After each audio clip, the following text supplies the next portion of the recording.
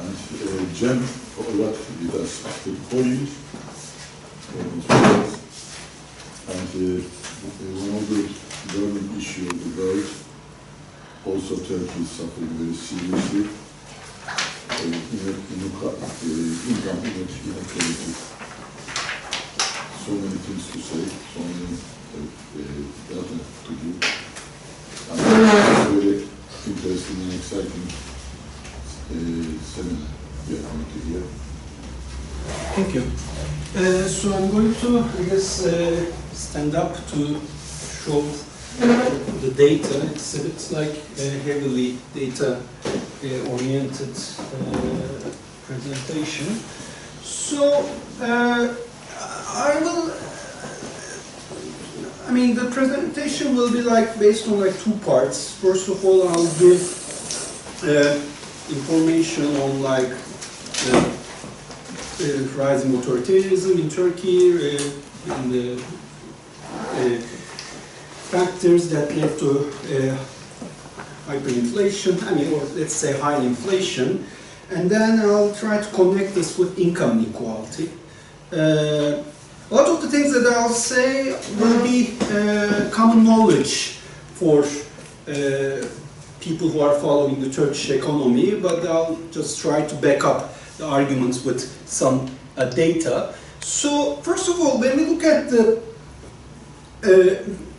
Erdogan's growth model, which basically has been ongoing probably after early 90s, Turkey's economic model has been dependent on capital flows, massive.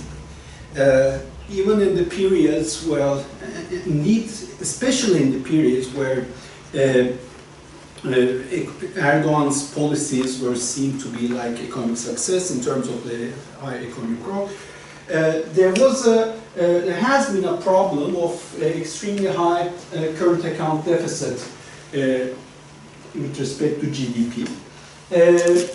And what does current account deficit mean? I talked about this in the speeches that I had before too. Well, you're basically spending more than you're producing. And as an individual, how would you do that? You either eat from your savings, or you basically take a loan, or you sell some of your assets, right? For a country, how you could manage keep giving like current account deficit is that you either should receive some capital inflows, it could be like in the form of FDI, foreign direct investment, like real investment coming to your country, or you could like receive portfolio flows, which many say that hot money flows, that are more financial investments, or you can take loans, which would be reflected in your external debt, or you can like eat your reserves, basically, which Central Bank of the Republic of Turkey has done. In the first years of Erdogan government, this high, by the way, these numbers are actually quite high in the sense that, like, for instance, 6–7% in the developing economy standards, Turkey has been like one of the countries that gave like highest current account deficits in the world, really. This was possible in the first era of Erdogan.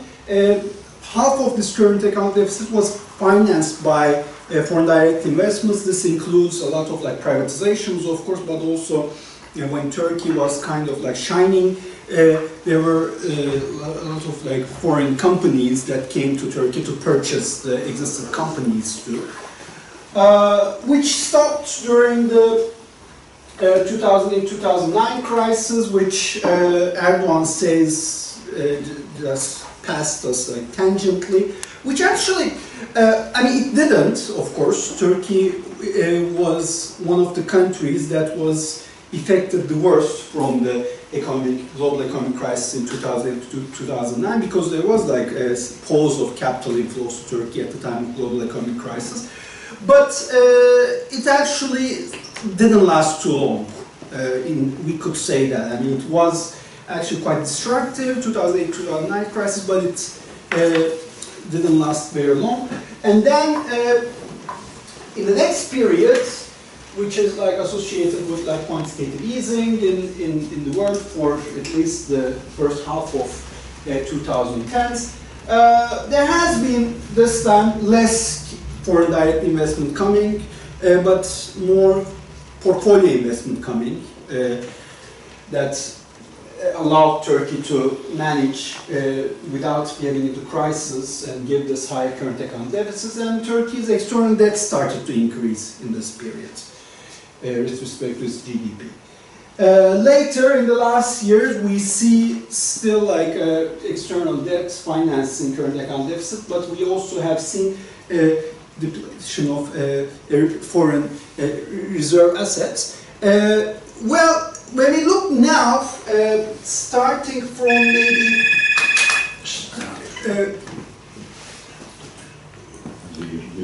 2018 and also now, one problem that Turkey has been facing was there has been an increase compared to 2010 short-term external debt stocks, which still is increasing. What's wrong with that?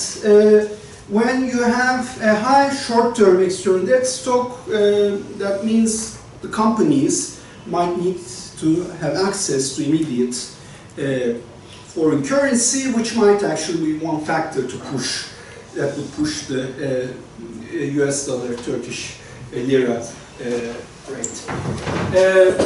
Another thing that was happening was that starting from 2010, but mainly during the COVID time, basically, I mean, Turkey continued to give current account deficit, but this was partially possible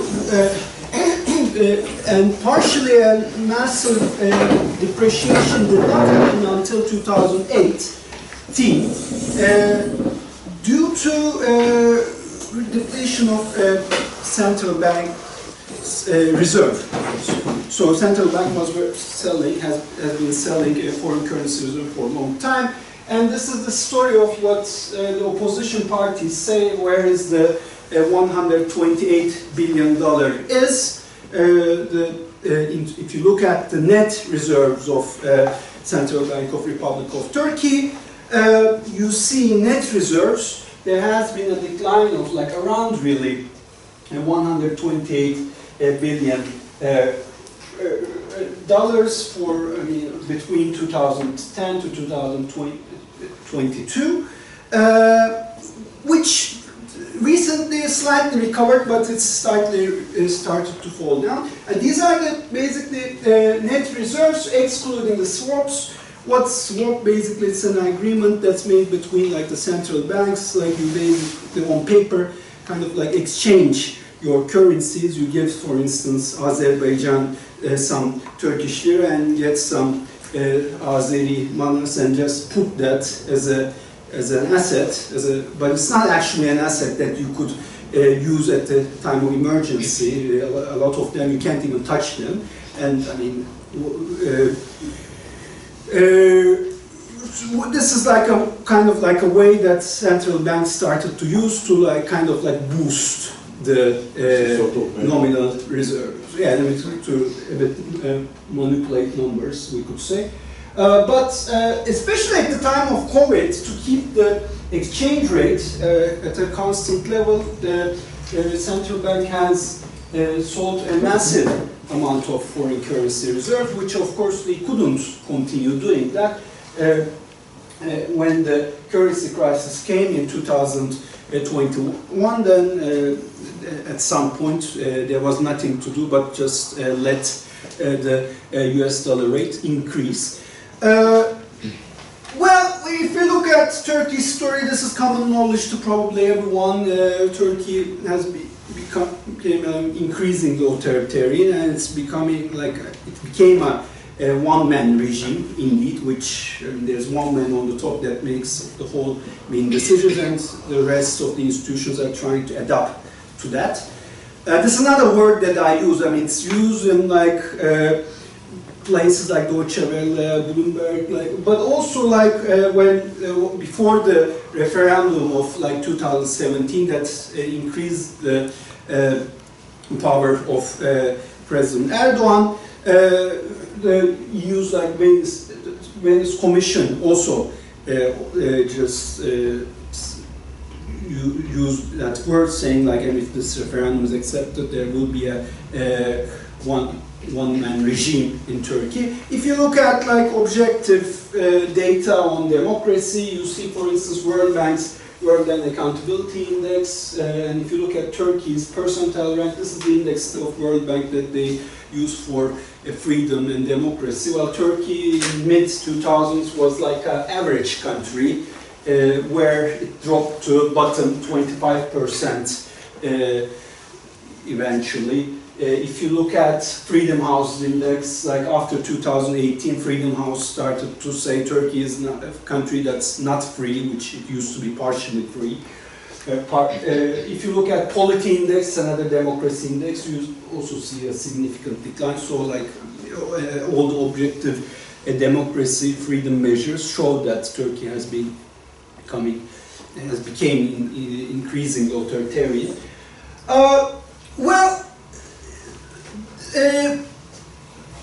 One argument that Erdogan has been saying since 2013-14 is interest rate is the cause and inflation is the outcome. And this has been said for a long period of time. I mean, it's not something new, I would say.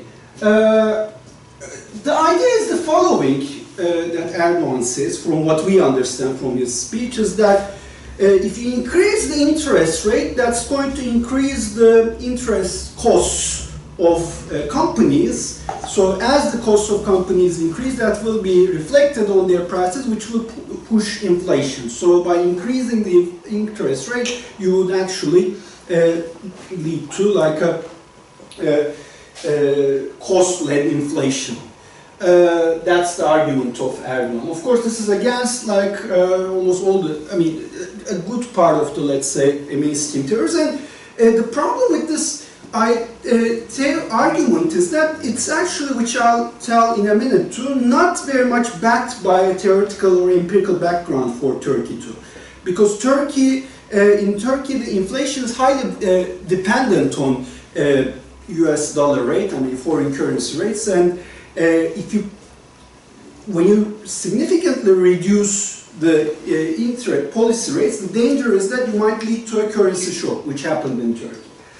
I mean, there has been different speeches of Erdogan that he made. I mean, interest rates will basically pull all the input prices down. Interest makes rich richer, poor poorer. What's the motivation behind this is a mystery. I mean, there's of course claims that he might have some even religious motivations, but the people that try to put logic in this basically argue that, well, he's trying to push growth with a low interest rate, by creating a credit boom. Erdogan actually tried to push this policy to different chairmen of central bank. But in 5 years, the central bank chair has changed 4 times. Each have different stories. Murat Çetinkaya was expected to keep the interest rates lower, but not as low as Erdogan wanted. So he basically was gone. Then Murat Uysal came, but during the time of Murat Uysal, he couldn't combat with inflation successfully, which eventually Erdogan had to give up his argument for a while and brought like Naci Ağbal, which followed the relatively mainstream interest rate policy. But Erdogan at some point was not happy with Naci Ağbal's interest rate policy and brought Şahap Kavcıoğlu, this guy, who actually in his time, like Central Bank of Republic of Turkey, managed to reduce the policy rate significantly. The thing about, as I said, Erdogan's argument, it was actually never backed by theoretical framework, which actually there is theoretical framework that could back his argument. Like, I mean, there are like post-Keynesians that actually claim the same thing, like increasing interest rate might lead to a cost push inflation. But we don't actually see it anywhere. What I say this anywhere is, for instance, when you read the decisions of like Monetary Policy Committee, where it makes a decision of policy rate, I mean, they never explicitly say Erdogan's argument. If you read the reports of Central Bank of Republic of Turkey, it's the same. Like they basically say, well, look, I mean, we are reducing the inflation, the interest rate because there's some doubts about the global growth rates. There could be a global recession, so we try to keep our economy and employment at high levels. And plus, the inflation that we are facing with is due to the global factors, the supply side, supply-led inflation, which is led by supply chains and increasing global food prices. So we actually don't even see in the decisions and reports of central bank. And before this talk, I tried to, and I'm also trying to make complete a paper out of this, but I basically look the working papers of Central Bank of Republic of Turkey, and I didn't see a working paper that's actually backing up either theoretically or empirically the arguments of Erdogan. So what's actually happened, and indeed like there has been some sort of like a weakening research department in the central bank. For instance, last year they only published 3 working papers, where in previous years this number was over 40, almost around 40. So we actually don't see a research, either theoretical or empirical, that's backing up Erdogan's argument, which hints that the policy that the central bank is following is basically coming from the ideas of Erdogan that doesn't have much of a theoretical basis. I mean, it could be wrong or right, but it's not backed up by proper research. And therefore, for instance, economists like Erin Sheldon, that's actually known to be a heterodox economist, says that it's unscientific, for instance, this policy.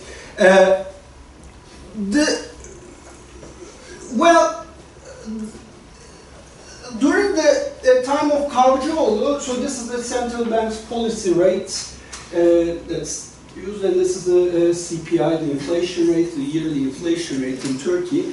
You could see after Kavcıoğlu's appointments, there has been consistent declines in the policy rate, which each of them was followed by an increase in CPI. And these rates, I have to say that like there's doubts on the numbers of Turkstat too, the Turkish Statistical Institute. There is like doubts, and alternative data sets kind of like show that there might be some data manipulation in the inflation numbers. So indeed these numbers might be over here and here, or even higher. But what was happening was that in November 2021, the inflation rate came as 21%. And as a response to that, the Central Bank of Republic of Turkey still continued to reduce the policy rate. Well, this was like kind of like going against the wave. And the last decision made in 2021 of like reducing the policy rate by 1 point more was an event that actually triggered the currency crisis. We have seen a massive shift to, even in by locals, to US dollar, and the US dollar basically, so this was when, before the decision was made, and after the decision the US dollar went over here, basically. So there has been like increase in 3 days of 25%, and it was actually going even higher. And if they didn't do anything, the sky is the end. You don't know where it was going. So Erdogan faced with, I mean, people said that Erdogan like was faced with 2 choices. One is either they will have to change their decision, like increase the interest rates to stop this. Second, they could have put significant capital controls, like basically controls on like the currency purchases, and then Turkey could have shifted to an entirely different model. What Erdogan government has done is somewhere in between. They came with a solution called KKM, Turkish Lira Deposit Protection Scheme, and the idea is basically, okay, they're saying they put your money into Turkish Lira accounts for 3 to 6 months, and the banks could give interest rate up to like 3 point plus the Central Bank of Republic of Turkey's policy rate, and whatever is your loss in between, whatever the opportunity cost of keeping your money in US dollar will be paid by central bank and treasury, basically. So, as a person who basically could put a deposit, you're given like a bit like a risk-free option, because if the dollar goes up, then okay, the treasury or central bank will pay you whatever is in between. If the dollar stays constant, you're getting interest whatever is opened, whatever is already offered, which actually stopped the growth in the US dollar. But there were other like measures that were implemented that could be considered as some sort of like capital controls or mild capital controls. Like for instance, if you now want to buy currency or transfer foreign currency to somewhere outside Turkey, then you have to like deal with bureaucracy. You have to take permission from the top management of that. Or if you want to, if you are an exporter, you are obliged to sell some of your export revenues, like 25%. It was now, then it was increased to 40%. There are other measures that were implemented to keep the treasury bonds rates, and there were like some sort of, and for for an amount of like foreign currency reserves that were kept, the banks were forced to keep some treasury bonds too, which is a measure that would pull the interest rates of treasury bonds that Turkish government sells. And there were other things that happened during this period. For instance, Turkey has experienced a good year in terms of tourism.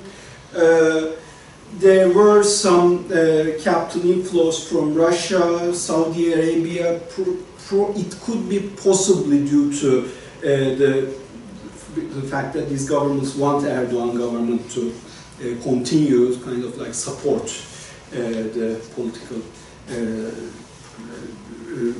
the existing government before the elections. But they somehow managed to keep the US dollar rate at like a little over 19 with these measures. But the thing about this currency shock was, I mean, it's still significant, and in Turkey, the inflation rate is highly dependent on the currency shocks, because what happens is that most of the production is highly dependent on inputs that are imported. So, of course, if you have a significant increase in the US dollar rate, then this is reflected in the inputs, and it's eventually reflected in the prices, consumer prices. So we have seen indeed an inflation rate, official inflation rate of over 80% at some point, which we should put I'll get back to that, there's question on these numbers too. It could be, according to some estimations, it's over 170% even, but we'll get back to that. Well, the outcome of this massive increase in inflation in this Turkish context, as in here, in anywhere else, it's actually led to a significant decline in the labor share in GDP. So this is basically showing the money that the compensation that the workers are receiving as a share of the GDP coming from the national accounts.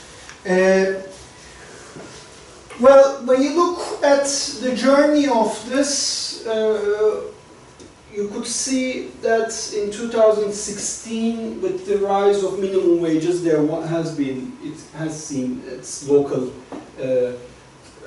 maximum. Then, during the COVID crisis, pandemic, there has been a decline, but this is the period where there has been a currency shock. I mean, in this period, the inflation rate was also not super low either.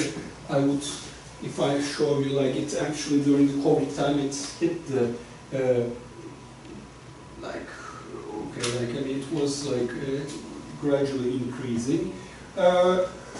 Towards the end, it's like get close to 20%. But the real decline is over here, where you see almost 3 points of decline in the compensation of workers in GDP. And if we look at the outcome of this on the workers, so this is basically the compensation of work, employees, and operating surplus and mixed income. So you could see that this orange is like the capital income, and this is the total labor income. And I adjusted this data for price deflator, and I kind of like formed an index in the sense that I said, okay, the total payments to the workers is 100 on average in 2016, and the total capital income is 100 in 2016, and what happened after.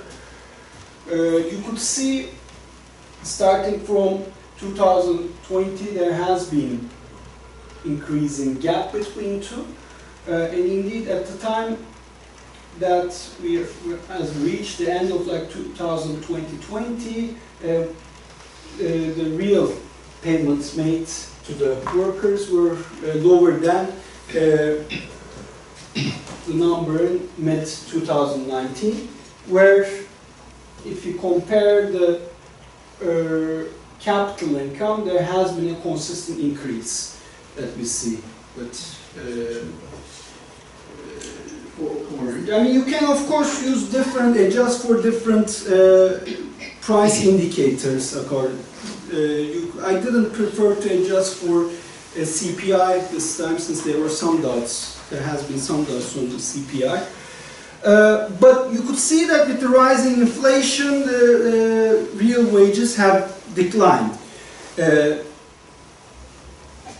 Well, if you look at the long-term context, I calculated an adjusted labor share. So here's the story why I calculated something like that in terms of labor share.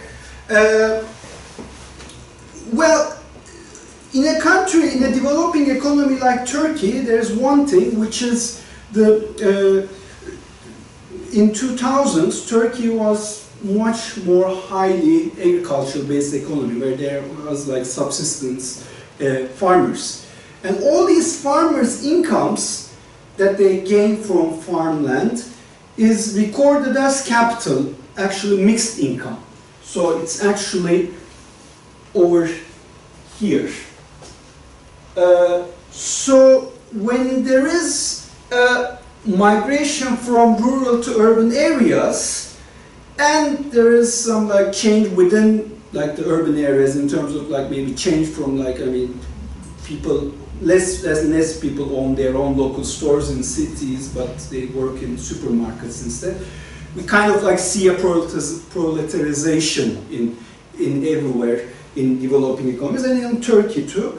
This creates a bias in wage shares, because when you look at the data, it might look like wage share is increasing, but what's really happening is that more and more people are becoming part of the labor army. They are becoming more and more becoming part of the more and more becoming wage workers, and the self-employed share in employment has been declining. So indeed, it might be like seemingly the wage share is increasing, but what's happening is actually there is like a transformation from self-employed to the wage workers that creates this bias. So if you want to look at the long-term labor share of a country, and especially a country like Turkey, it makes sense to include the incomes of self-employed into the labor share.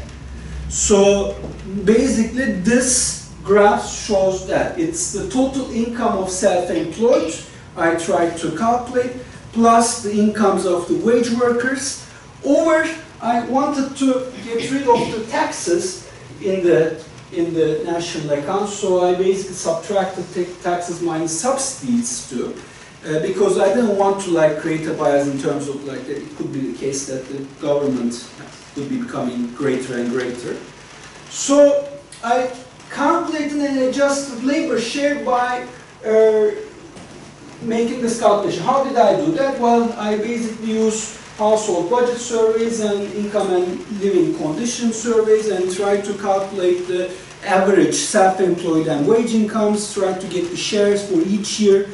So for each data observation, I tried to use a micro data set, and I basically took the share of self-employed, own account workers, and employers, and also the unpaid family workers, which unpaid family workers' incomes are very close to zero. And by taking these, I calculated the total income, I predicted the total income of self-employed.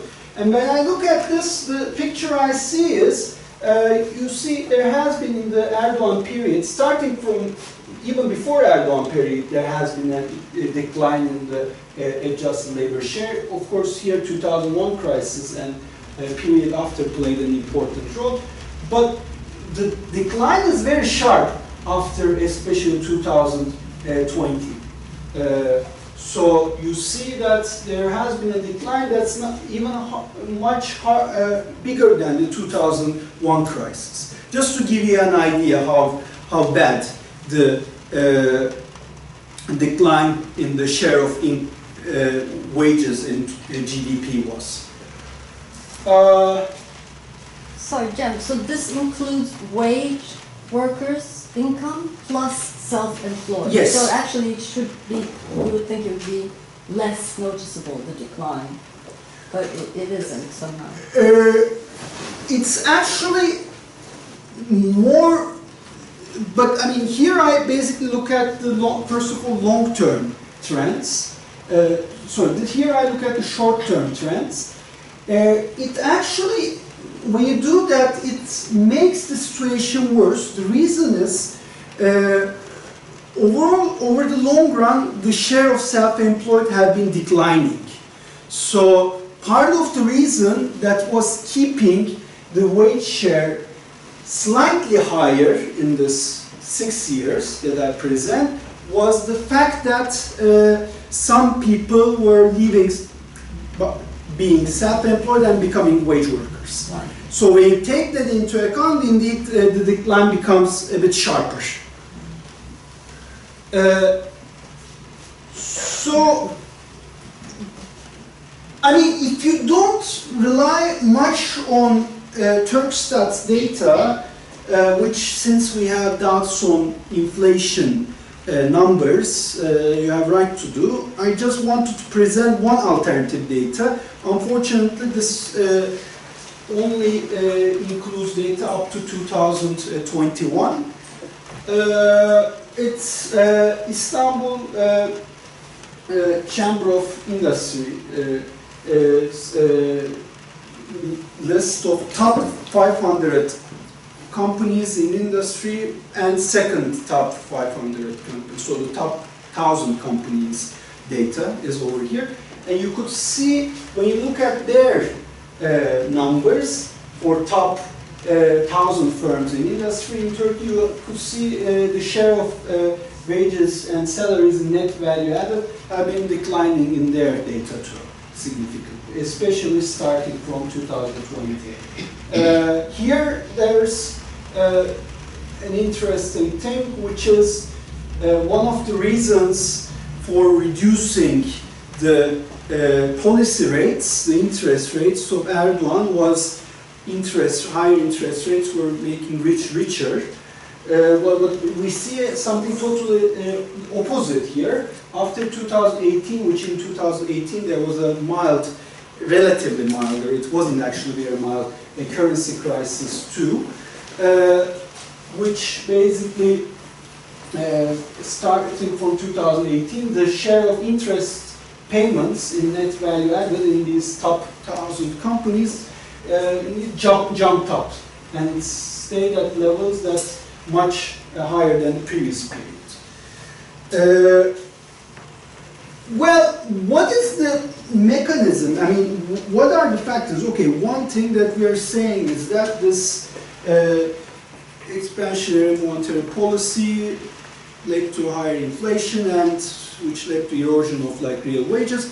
But the bad news is that this high inflation came at the time that the labor movements were extremely weak.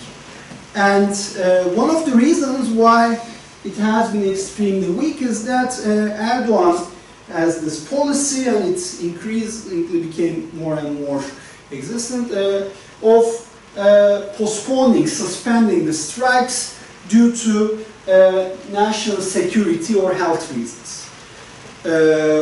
Well, there were indeed, this is as Çelik's data, there have been strikes postponed for like workers, that's almost a double of the workers that actually managed to strike. Plus, after the military coup attempt in 2018, there were like restrictions on the labor movements for 2 years during the emergency state period. And we see that the number of strikes and lockouts per 100,000 workers, well, I mean, in the 90s was much higher.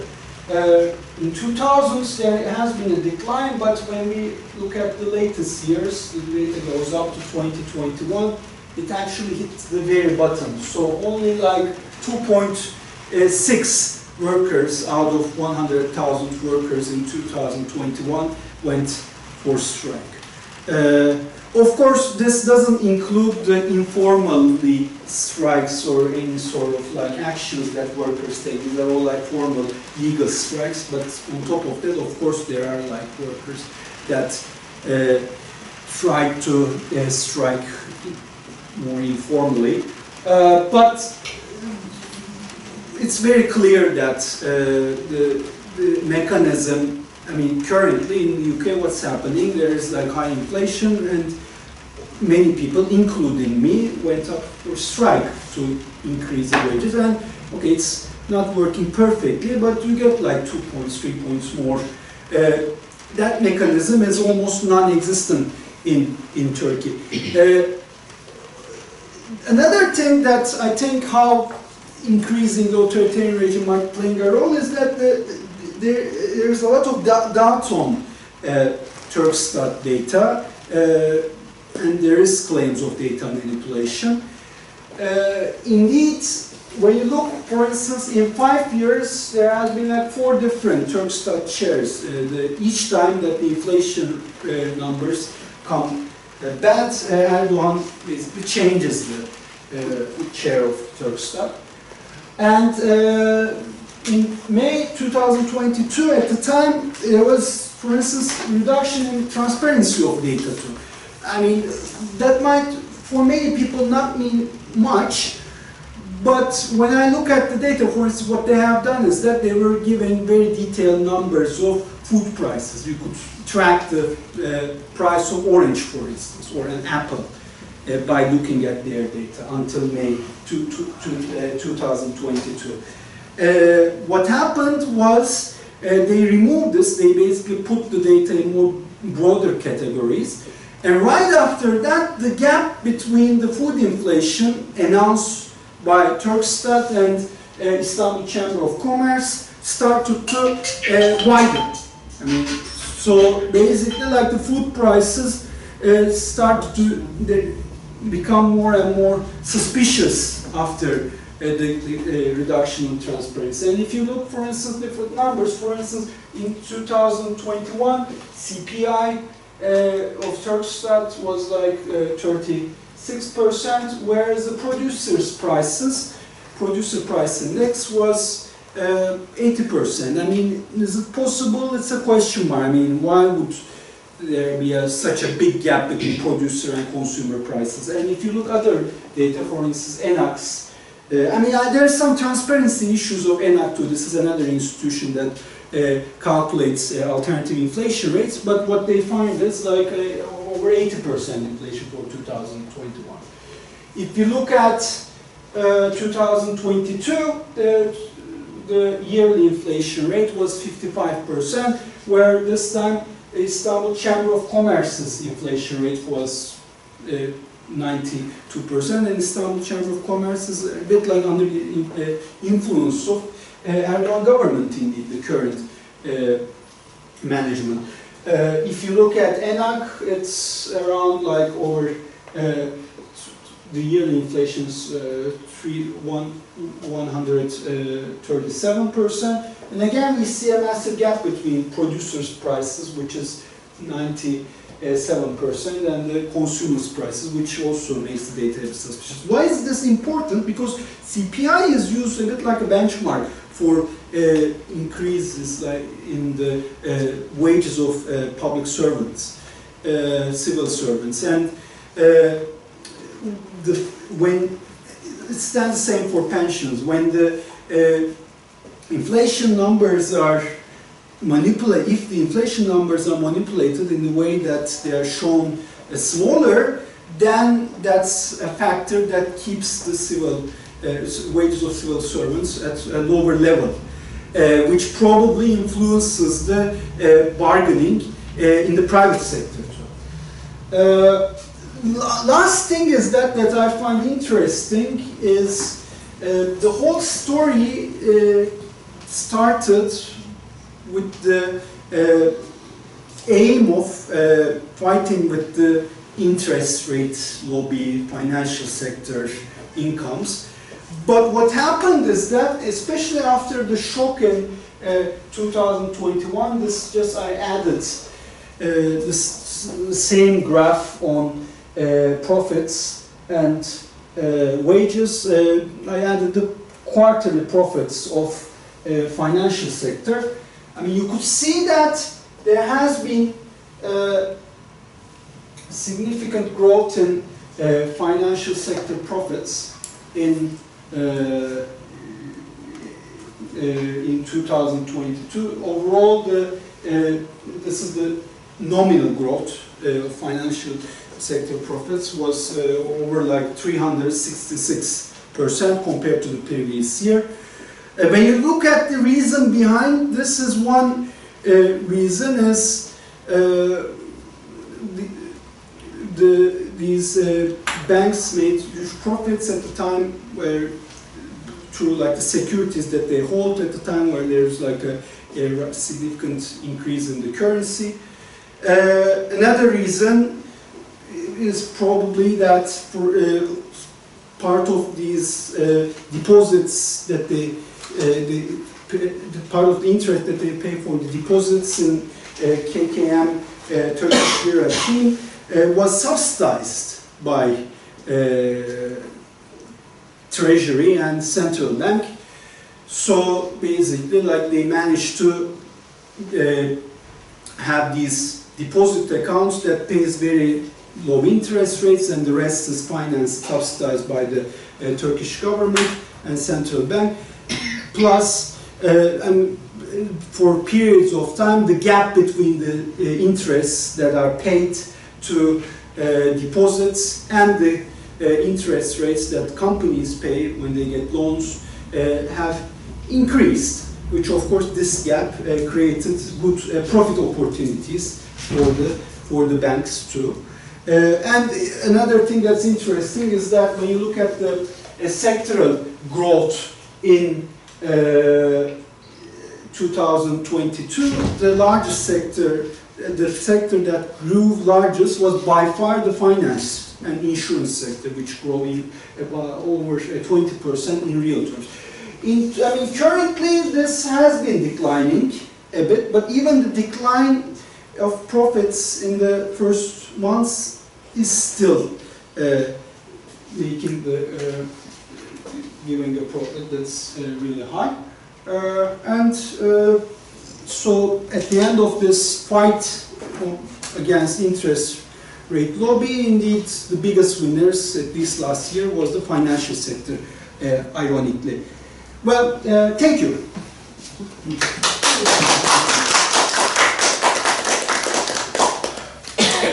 I'm just wondering, is the bank in Turkey independent of the government?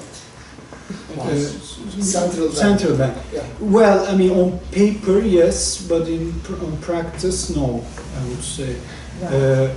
One thing that could ensure this independence of central bank is the chairman should be elected for 5 years and doesn't change, which, as I've shown, in 5 years we are seeing the 4th chair. So whenever there is a central bank chair that doesn't follow the policies that Erdogan like, there has been a change. And currently we could confidently say that Kavcıoğlu, looking at the language that he uses, is quite under control of Erdogan. And it's not only, of course, chairman, the monetary policy committee also has changed, the members have changed, most of them, and we see kind of like deterioration in terms of like their CVs from the latest years. So currently it's hard to say that it's independent. Yeah, I read one of them trying to read up about Turkey and the politics and everything, and it seems that he has established a system of nepotism in Turkey.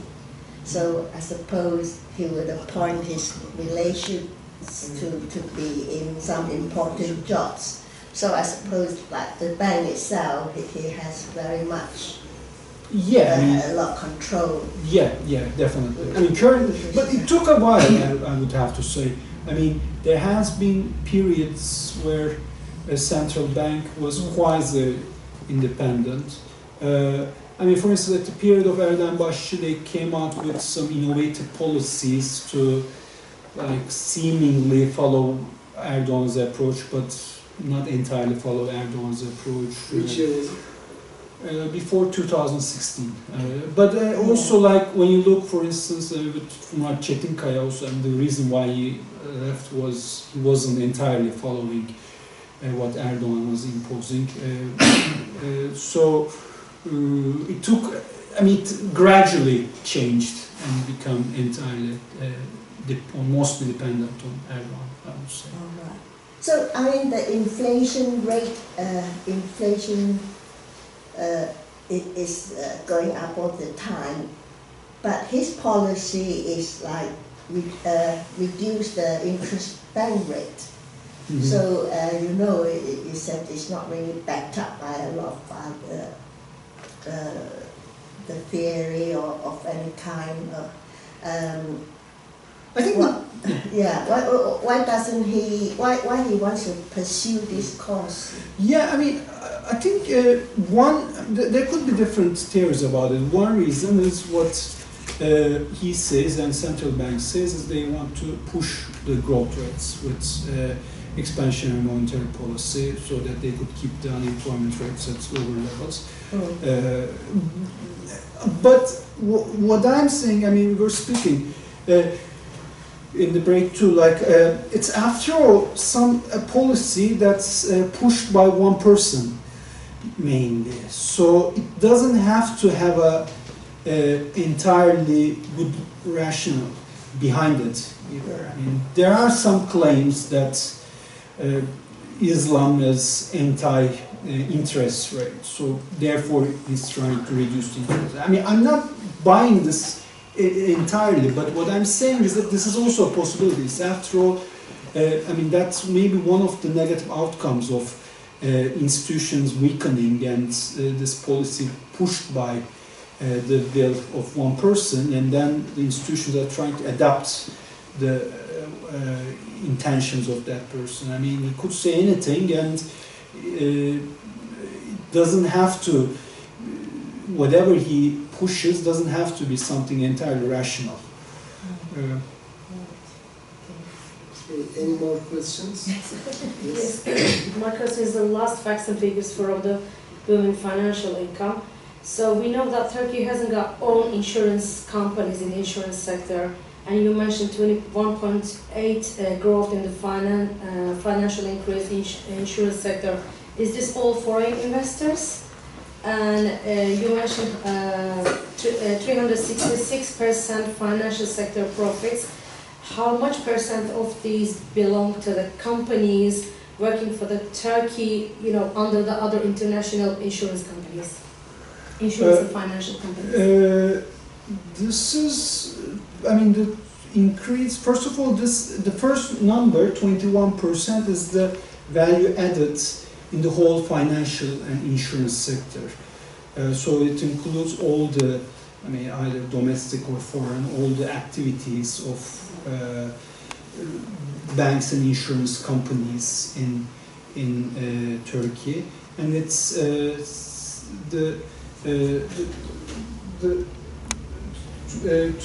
I mean, 366% growth is also similar. It's the whole banking sector, I would say.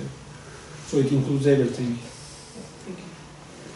Yeah. This one. Have you got any sort of comparison table for the exports of Turkey and workers' labor costs in Turkey?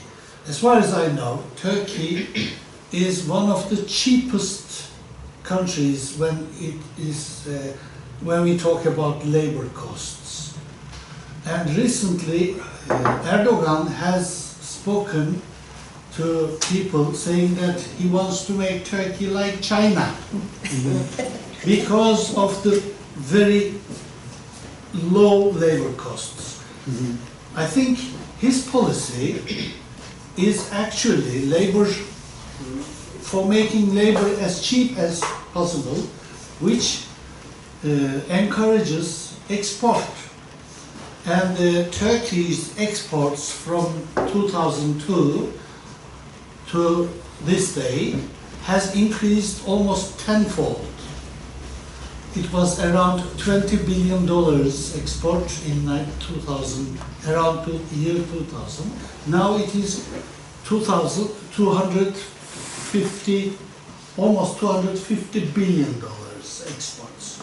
So he has managed to increase the exports. It is some sort of a success, not for the laborers, but it is for bourgeoisie.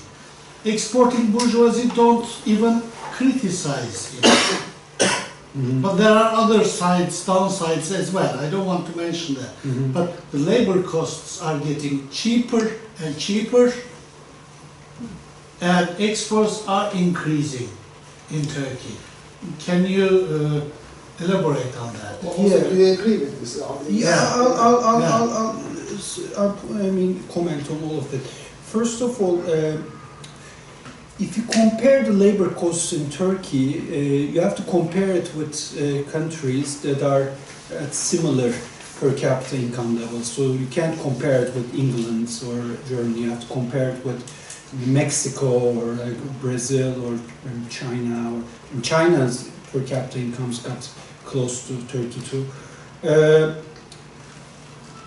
It's actually not that true that average unit labor costs in Turkey are lower compared to other countries with similar income, because Turkey labor participation rates are low. So when you look at the GDP per capita, the whole GDP over population, that GDP is formed with much smaller share of people working. One of the reasons for this is that the participation of labor for women is much lower compared to Latin American countries, compared to, unfortunately, that's a problem in the whole MENA region. So the rest of them who are working are actually, compared to similar income levels, are probably earning slightly more. China, they want to make like China. Well, China actually unit labor costs have been increasing for a long time. It's not as cheap as it used to be. China has other advantages in terms of cost. I mean, it has a scale advantage, which is a big thing, which of course like reduces the costs massively and creates an space for specializing high value added products more easily too. But I mean, being like a country with low costs doesn't mean being like China anymore. It's like becoming like Bangladesh, maybe. The exports in Turkey, yes, they have been increasing, but the imports have been increasing too, and they have been increasing even more. And in these currency shocks, both in 2018 and early 2020, what it does is at first it increases the exports and it actually for a period of time might reduce the current account deficit. Here I could show you in my first graph, for instance, this is the effect of 2000, the crisis in 2018, the currency shock in 2018. There has been some recovery. And there has been some recovery towards 2021 when the US dollar rate was increasing. But the problem here is this policy also failed in the end, because, okay, the idea is the following. You basically give a currency shock, your real wages gets lower, your other input costs coming from Turkey gets lower, so you basically manage to stay competitive. But what it does is eventually that increase in US dollar is reflected in rising prices eventually. And Turkey is going to elections, so Erdogan has to, even though the real wages have been under pressure, he has to at least keep the minimum wages at higher levels not to lose the elections entirely. So eventually, like, the costs have been increasing in Turkey. And what happened is that Turkey first everything that they said that they were aiming, the opposite has happened. I mean, they said, for instance, we want to combat with the financial incomes peaked up.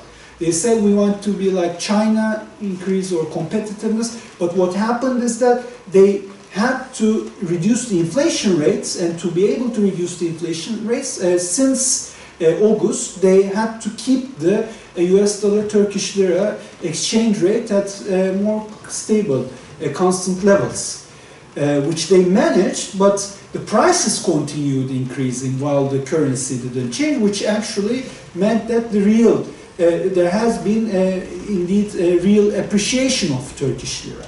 So Turkey lost that competitiveness over time.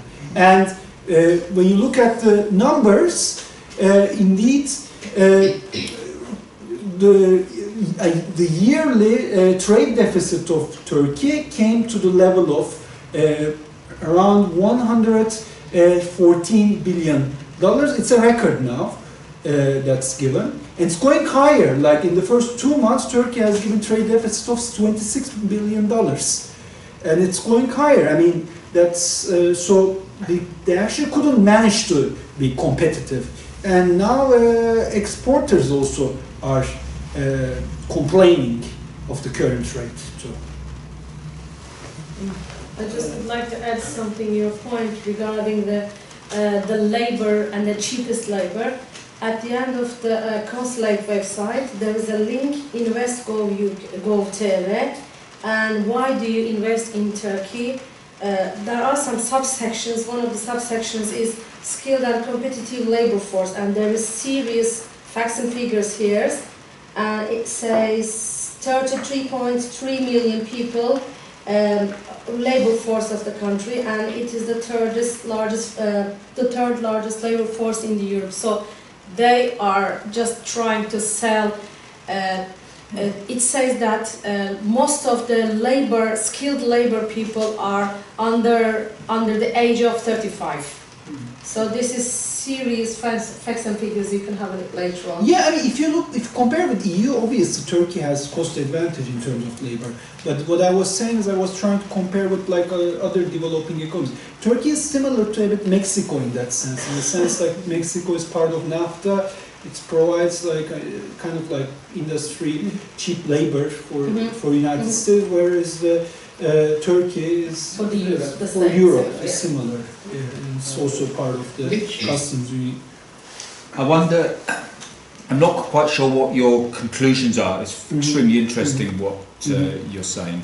What your conclusions are about why the Erdogan government has pursued a policy which is against economic orthodoxy and seems to have failed in terms of keeping interest rates low to combat inflation, which is against all orthodoxy, as you say.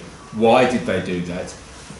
But has anything succeeded about the policy they've adopted? Some of the statistics seem to show that that firms are doing okay in terms of the profits that they're making as a result of this.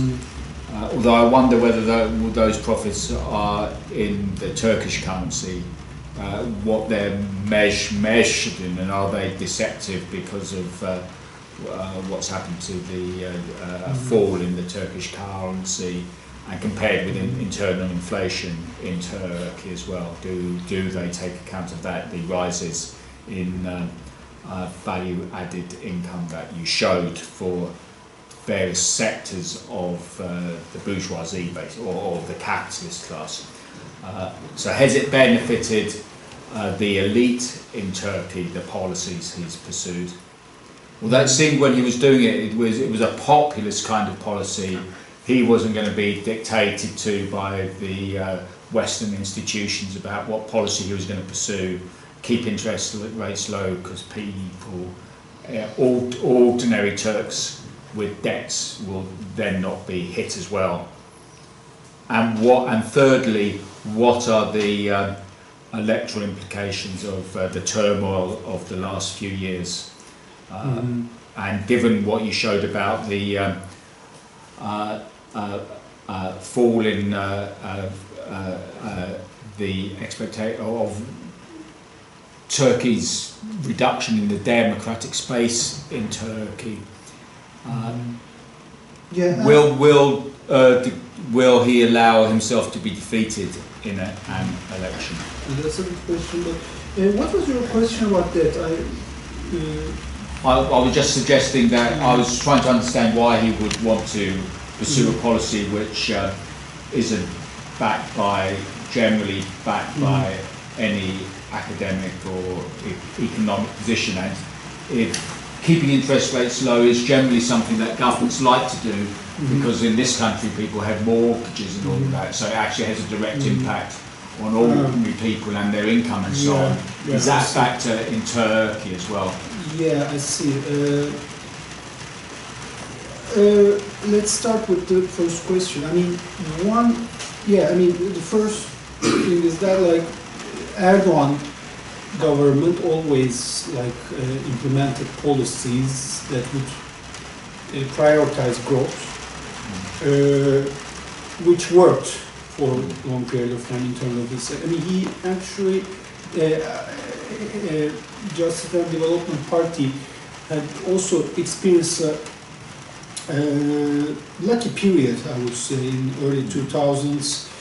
High growth with high current account deficits was possible because there has been capital inflows going to developing economies during early 2000s. It was significantly more than 90s. Then after 2008-9 crisis, there was quantitative easing, which also helped Erdogan continue this strategy. But why did he pursue this policy? I mean, one reason is he wanted to push growth in employment, probably. That, I mean, what you're saying is true. Of course, one of the negative outcomes of rising interest rates is increasing debts of companies. Well, yeah, that might be a factor, but when you look at the outcomes of this whole economic crisis, would it be better or worse for the companies? I don't know, honestly. But there's one dilemma now that if the government changes, if somehow the opposition party wins the elections, the opposition parties wins the election, Kılıçdaroğlu becomes a president, one of the dilemma that they're going to have is that how much are they going to raise the interest rates? Because if they pull it up to, let's say, 80% all of a sudden, that's going to create a huge problem in terms of debts in companies. So there's a dilemma over here on how much to increase the interest rates. I mean, I could repeat the same, like, the fact that this policy is not much grounded with any scientific data, which it could be if they want to, but that's not the way that how it's happening. I mean, from what I see is Erdogan is saying something and institutions are trying to adapt to what Erdogan is saying. We don't have to find a good rational reason behind pushing this policy. If you ask me, for instance, that's connected with the electoral implications, I think Erdogan is likely to lose these elections. That's what surveys are showing. Will he do something to prevent this? We'll see. I mean, today, for instance, there was an attack on one of the main opposition parties. So we'll see what will happen. But if the elections go normally, like without any intervention from top, probably Erdogan will lose. He might not lose the parliament, though, which the parliament might be controlled by Erdogan, and opposition might control the presidency, which might lead to another story. We don't know what will happen. But I think the eroding wages have a significant impact on why we are at this situation. Because Erdogan had one big advantage, and I mean, I've studied and I worked on this with a colleague too. The impact of controlling mainstream media is something really big. People might basically think that their conditions are eroding, but if they are watching the mainstream pro-Erdogan TV channels, they might also think that the alternative might not bring anything better, for instance. So unless Erdogan extremely governed the country extremely badly, he has a big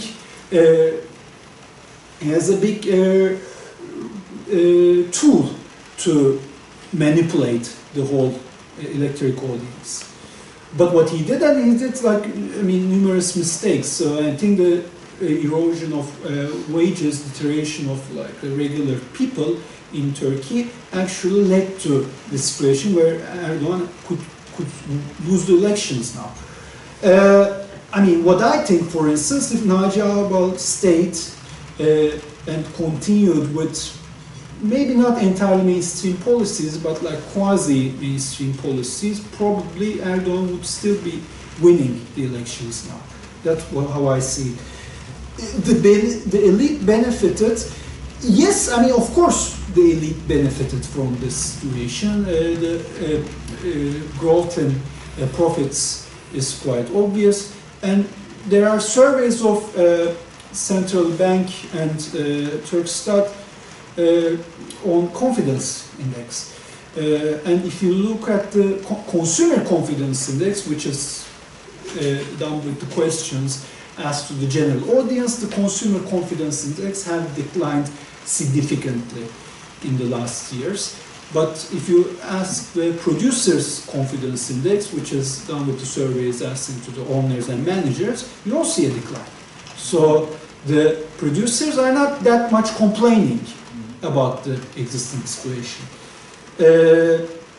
But I can't come out with the conclusion that many people coming from Marxist background like to do, saying, well, look, Erdogan achieved what he's trying to do. He actually wanted to redistribute income from workers to capitalists. I can't jump to that conclusion easily, because he's actually going to probably lose the elections because of this strategy, and he would prioritize keeping his power on top of anything. Yeah. No, I was just going to maybe respond a little bit also. Thank you, Cem, that was great. And really just to add a couple of points that, you know, the reason why they persist, which I ask myself this question, is they really believe that this will eventually work. So they see the problem as Cem said, the big current account deficit. And from there, the persistent depreciation, pressure on the currency, which then feeds into inflation. So, you know, that's, so in order to reduce the sort of cost pressures, they're trying to keep interest rates down. But the other element to their strategy is to try to contain the current account deficit, to reduce the pressure on the currency. And this is where this is something I've been working on.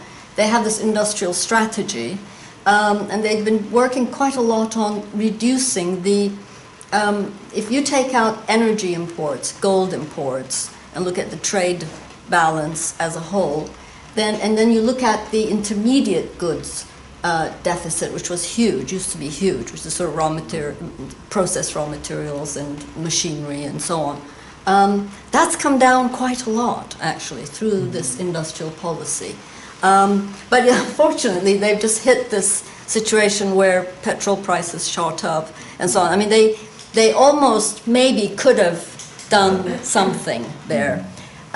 So it's not all up in the air kind of self-delusion. I mean, you know, Kavcıoğlu, who I don't have much respect for him, but he does kind of say we're doing a revolutionary program here. We're going to solve all of Turkey's economic problems all at once. We're going to reduce the current account deficit, we're going to stabilize the currency, and then we're going to reduce interest rates and inflation.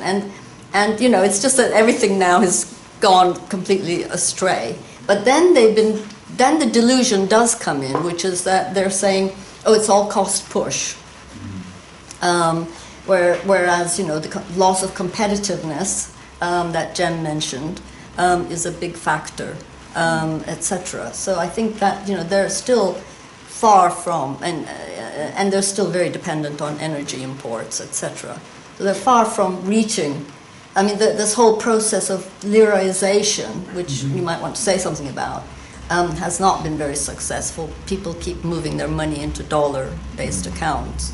Although it's sort of, they've made some gains there, but how long it will continue is very questionable. It's costing the Treasury a lot of money to sustain that. 200 billion Turkish lira. Yeah, yeah. I mean, I want to comment on a few things about it. Yeah. Liraization, well, they have been doing a lot to push that. But I mean, for instance, KKM deposit scheme, each time they see that there isn't increase in the Turkish lira deposits in KKM, they basically lower the barrier regulations on it. At first, for instance, the foreigners were not allowed to be in the scheme. They allowed the foreigners. I mean, lately, like is it today or yesterday, what they did, I mean, there was like a cap on the interest rates that the banks could offer.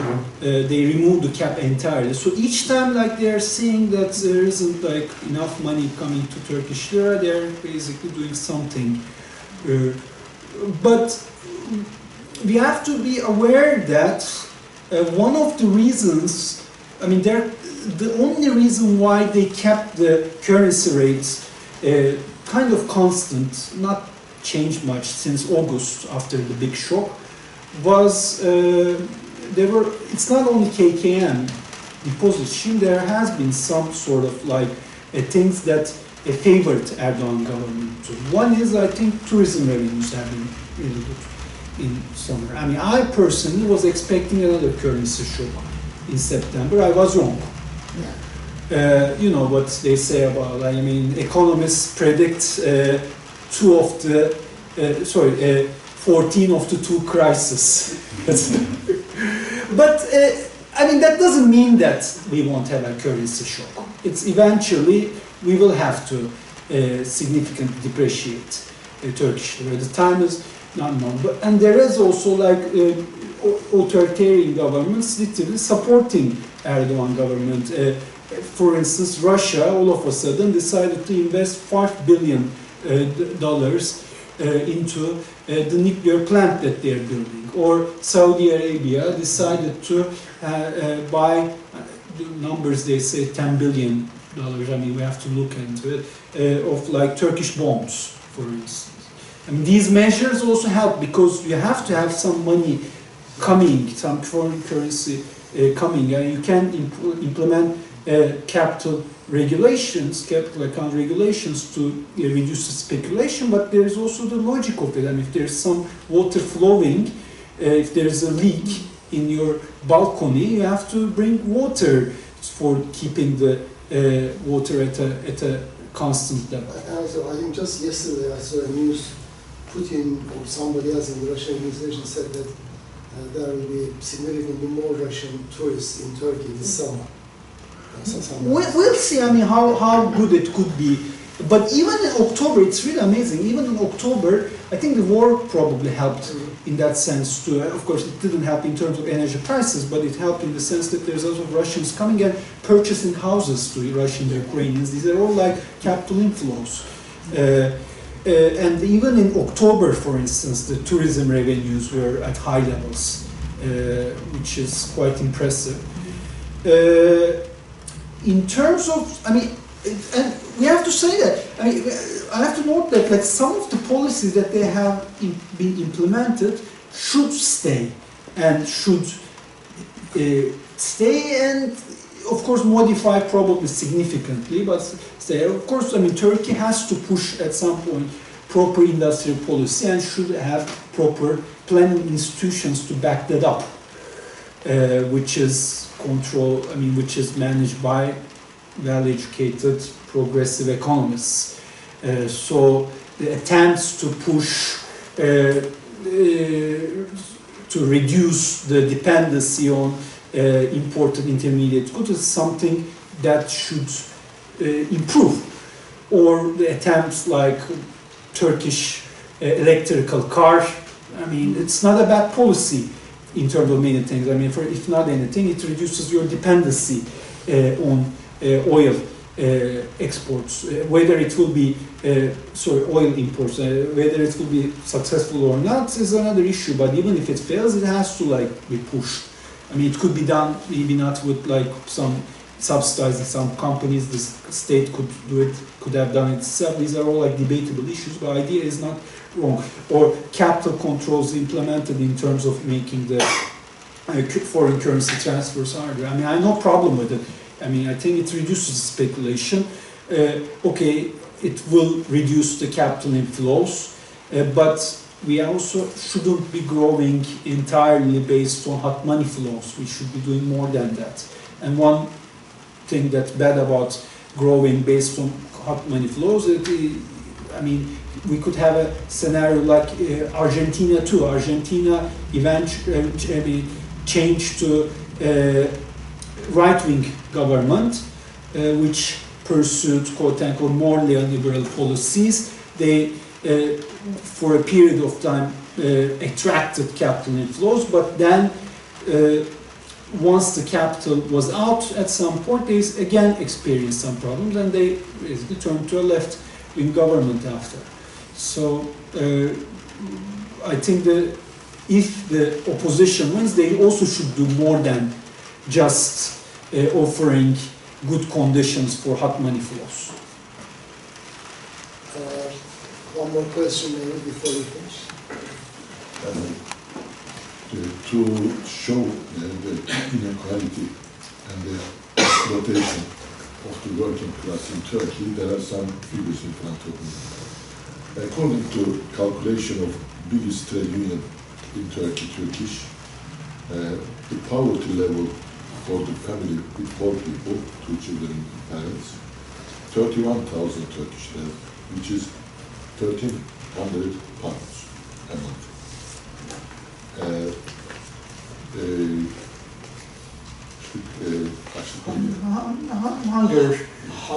Hunger level. Starvation level is 9,500 Turkish lira, which is 400 pounds a month. Minimum wages 8,500, which is 350 pounds. And recently, government decided the lowest pension monthly payment will be 7,500, which is 300 pounds.